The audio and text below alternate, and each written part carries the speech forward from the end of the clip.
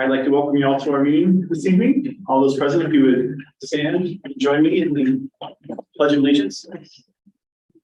I pledge allegiance to the flag of the United States of America and to the republic for which it stands, one nation, under God, indivisible, with liberty and justice for all.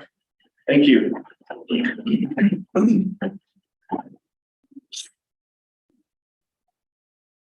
Their motion to approve the agenda. So moved. Second. Roll call vote. Commissioner Incy, Yes. Commissioner Nelson, Yes. Commissioner Sudich, Yes. Chairman Urbina. Yes. Commissioner absences. Any upcoming absences? Can we pause that, and if Alex doesn't make it, I'll make a motion to end the meeting. Excuse me. Okay. We do have some communications. Okay. Yes, there's a thank you letter from Grand Fire in the board packets today. Yeah, it's good to read.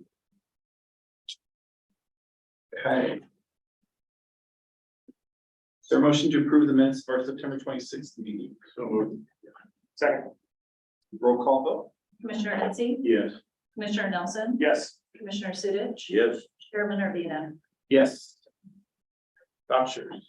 Move to approve accounts payable vouchers 200083 through 200139 for a grand total of $412,101.85 as outlined in the agenda. Second. Roll call vote. Commissioner Incy, Yes. Commissioner Nelson, Yes. Commissioner Sudich, Yes. Chairman Urbina. Yes. That brings us to our local 3390 report. Anything for the board? Yeah, I got some good news. A few days ago, the local voted 86-4 in favor of purchasing a union hall. And so if all goes well, we'll be moving in next month to the old VFW building off Myers Lane. So exciting times for us. That's great. Anything else, Jim? Okay, thank you. That brings us to Chief's report. All right, Chief Oldenburg. Good evening, commissioners. I have 3 quick updates for the board.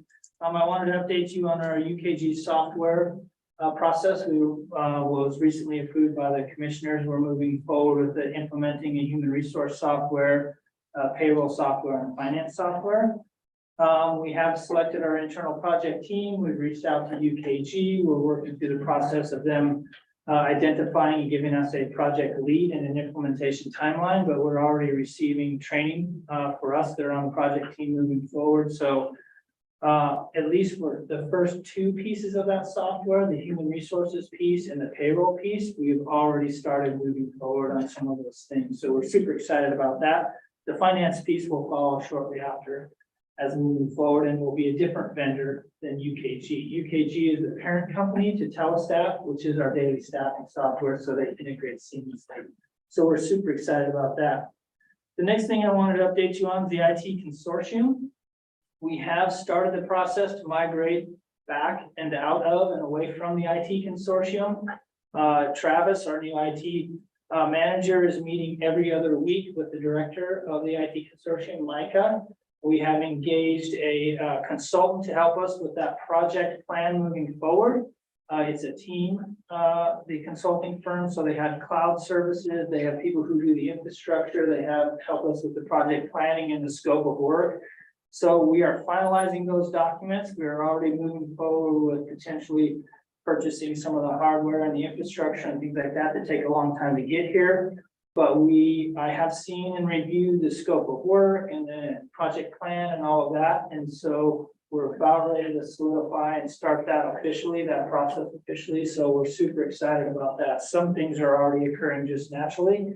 We've already assumed the initial level of technology and troubleshooting. So we don't send IT tickets over to the consortium now. Travis and Mike O'Neill do all the initial lower level troubleshooting for our employees, which is getting them a very timely response, focusing in on their needs. And so we've got good feedback on that. So we'll continue to move forward on those things. The last one, unfortunately, I'm going to update you on the SAFER grant. We have not received an official no notification, but what we did receive from the SAFER grant that went out to all applicants nationwide is that if you haven't been told yes, all of the yeses went out. but all of the no's haven't. So we did not receive a yes. So while I was optimistic for a while that we hadn't received our no message yet, we kind of indirectly did. So unfortunately, we weren't successful in receiving the SAFER grant. I did look on the awards, and there was one agency in the state of Washington that received a SAFER grant for staffing this year, and that was it. So we'll try again next time. That's all I have, Chief. Stand for questions if you have questions. Not a question, just a comment. Michael Neal touched bases with me because I contacted Tanya, because I got some weird emails. And they both agreed that they were phishing or trash, whatever. And maybe I'm the only one that didn't know this. Michael Neal said to put them into, I just deleted them. He said, put them into junk. And this is for the rest of the board. Put them into junk, and that way, if they come back, they'll be blocked. So just a heads up, maybe okay. everybody, Yeah, maybe everybody in the district already knew that except me, and that's fine. well, it's a good FYI reminder to everybody. So Yeah. thank you for that. You're being very diplomatic. Tom, I just deleted them too, so thank you. Speaking of that, Tanya, wasn't there, I had similar junk, and wasn't there, I said something to you, you said there's something that we can use to put that, there was a. Yeah, spam at appriver.com. Spam, SPAM Yeah. at appriver.com.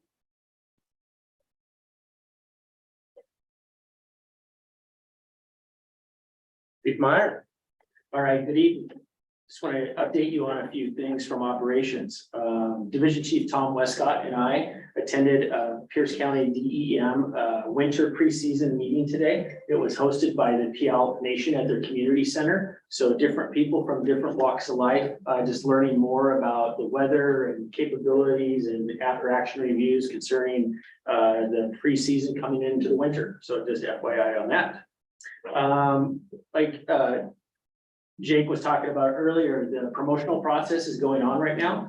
So the written and the tactical portion is this week. And then 2 weeks from now, we have the interviews. So that is for lieutenants and also division chiefs and battalion chiefs. So that's going well. And we just want to thank everyone for the participation in that, and also the people that are behind the scenes that are putting that on. So it's a great opportunity for our organization and for our people.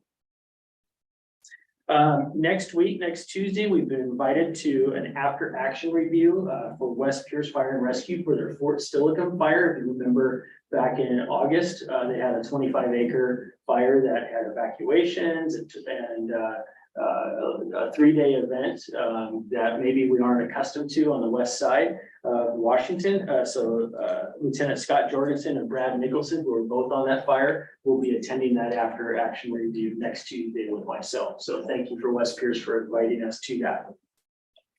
November officers training is going to be an exercise and training concerning ICS and expanding incidents.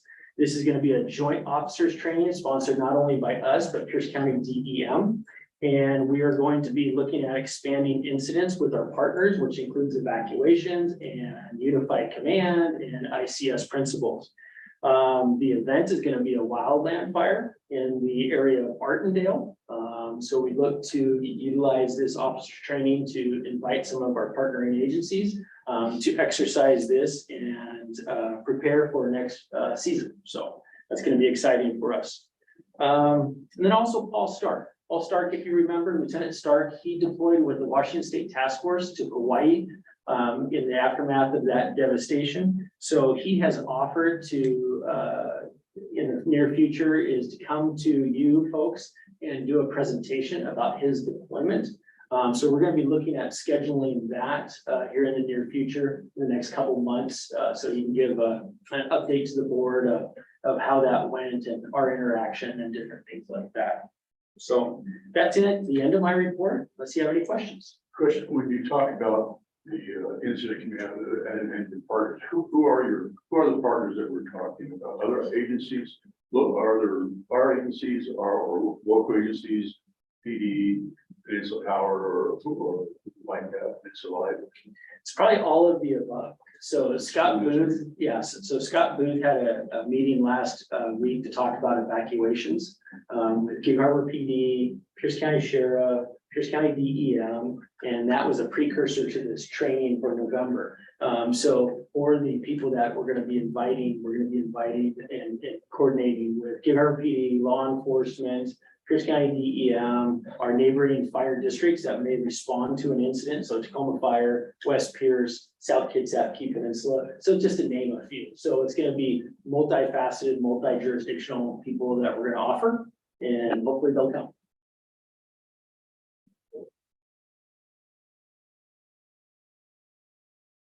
Black.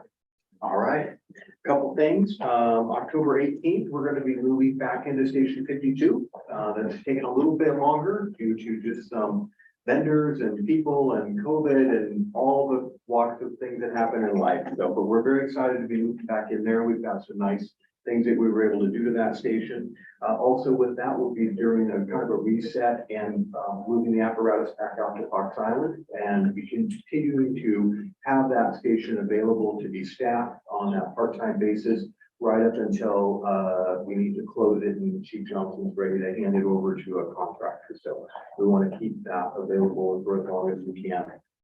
And then I'm excited that hopefully the next board meeting, I'll be able to bring a motion that we will be asking and ready to order our engines and get that process moving forward. So we're looking forward to that and bringing that forward to you then.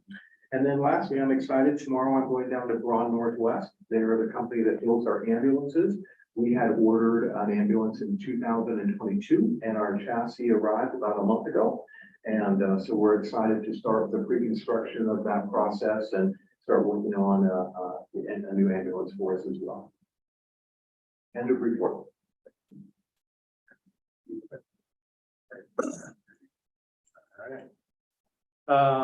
Let's see, Chief Black and I have been doing interviews for our fleet and our shop, and it's back in his court to make a decision and offer a job, but we should be able to announce that at our next meeting. Tomorrow I'll be going to Central Kitsap for a fire summit, it's called. The chief there, Jay Christensen at Central Kitsap, has put together a small group of chiefs and leaders to just talk about the future of the fire service, how we can partner and emerging trends. So I'm looking forward to doing that, learning from other chiefs. Everything else I'll put in the bond update. All right, bond update. Chief Johnson is gone, but good news. I think it was yesterday or the day before, got notice from the county that 57 and 53 are now approved. So Chief Johnson will be able to move forward and with the next process, putting it out to bid. As soon as he told me, I asked him when are we breaking ground, and he didn't answer me. So I don't have that answer yet, but one more step is done. And with that, I think we talked a little bit about it as a staff. We're going to spend some time later in this month just trying to figure out our logistics need. What do we need? What do we use for Station 54? Where does IT go? Where does training go when training opens? Looking at this building, looking at Station 54, looking at logistic needs and trying to build a long-term plan of step A through Z. And we'll be doing that over the next few weeks. That's all I have for updates. Okay, thank you, Chief. Any standing committee reports? I don't have a chairman report for this evening. Don't see old business. So that brings us to item 13, new business. 2024 budget hearing. Second draft, Crystal.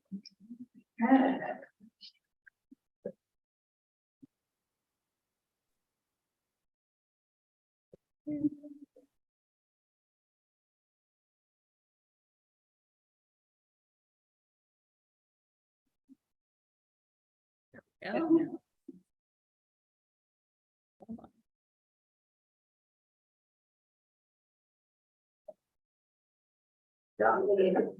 Double audio.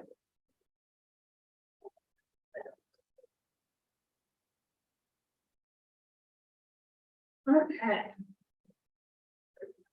So today's agenda is very similar to our last iteration. We'll highlight budget priorities, outline base assumptions that were included in this draft.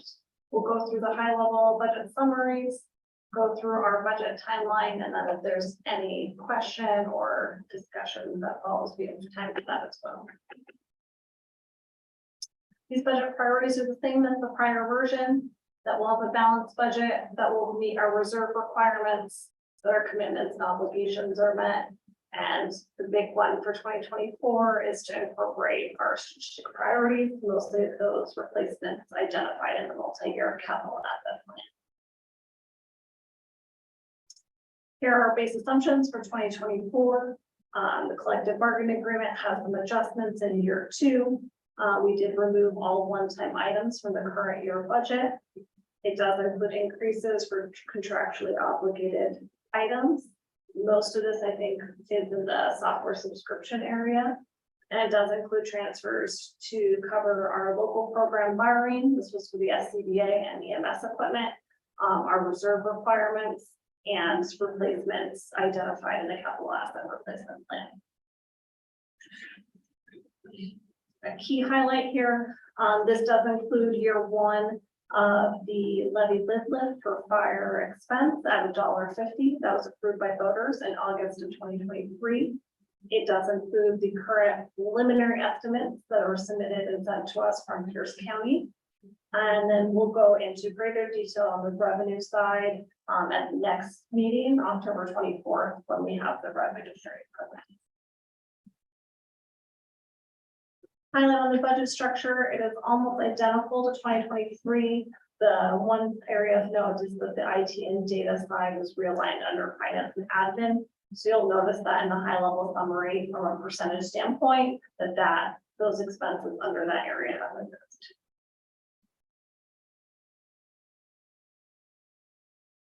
High level by division for 2024. This is very similar to last edition. Not a lot to report on the high level version. This is the preliminary by expense type that shows the split for salary and benefits, our maintenance and operations, our capital investments, and our transfers. 23 to 24. This is updated with the most recent addition. You'll notice the increase from 23 to 24 is still very similar from our preliminary version from last meeting. A couple of key areas were different. Benefits shifted a little bit, salaries shifted a little bit from our earlier edition, as well as some of our transfers. And we'll go into that in a later slide on the details. So here, we had the slide in the earlier edition on the net increases from 23 to 24. Still very similar in terms of percentage split. It's salary and benefits, our capital investment and transfers, and our inflation. Just want to highlight from our last edition here. Salary and benefits did reduce in terms of the net increases a little bit.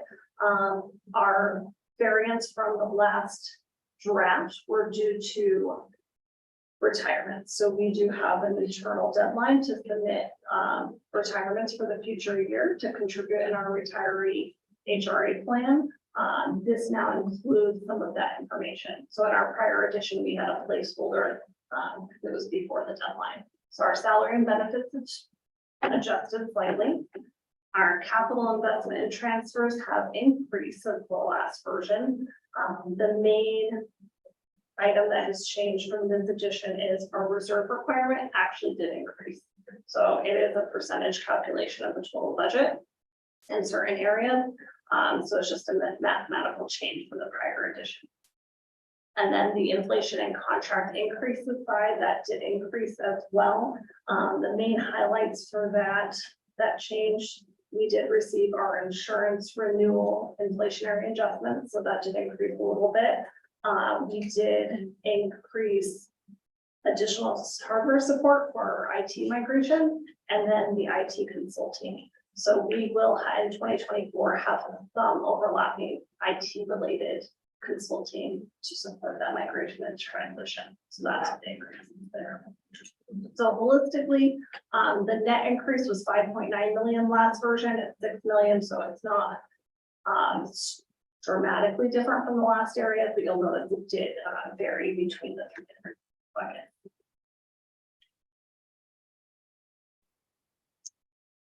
Okay, here are a couple of things, and we went into a little bit of detail, but I just wanted to mention, we did receive our anticipated retirement, so our personnel has been adjusted. L&I rates did increase substantially again. 2023 did see a pretty dramatic increase. It was almost the max allowable by state law. We are also seeing almost the max allowable by state law for increases for L&I next year as well. Increases in software contracts and the IT related transition and professional services.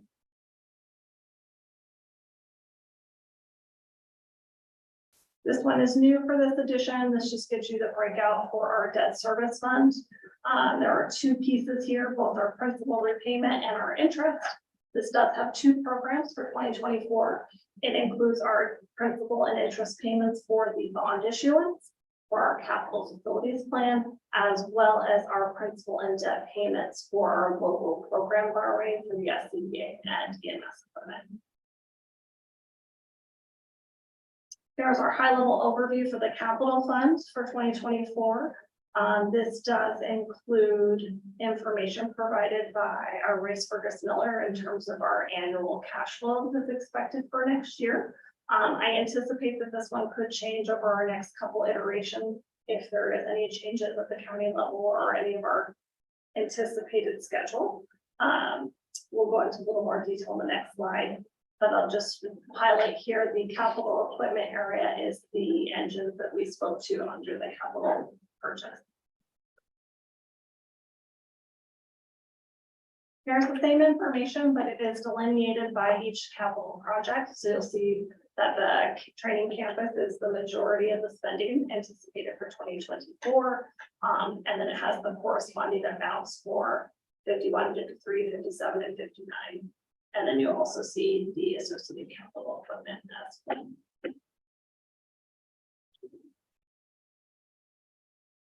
Here's your holistic overview for all of our funds. We have 41.4 for our operating, 4.6 million for our debt service, 24 million for our capital projects for a cumulative total of $70.6 million for 2024.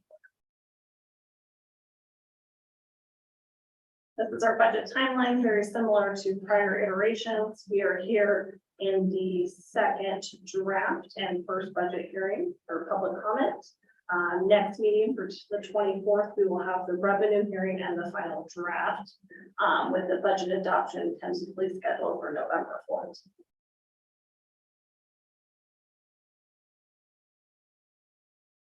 Anyone have any questions about this draft?